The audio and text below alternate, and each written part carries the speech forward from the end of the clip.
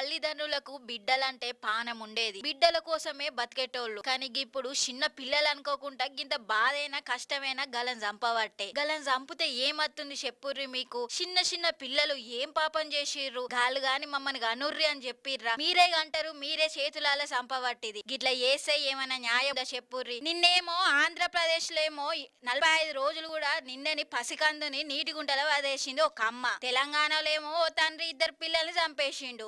చంపేసి గాయననే చచ్చిపోయిండంట. అమ్మ నాన్న అంటే తెలివనోళ్ళు గప్పుడే చిన్న చిన్నగా పానం పోసుకొని బయటికి వస్తే మీరేమో మీ కష్టాలని బాధలను లోపల పెట్టుకొని గలను చంపబట్టే మీరు చావబట్టే. ఏం వస్తుంది చెప్పుర్రి? గలను చంపి ఏం సాధించిర్రు?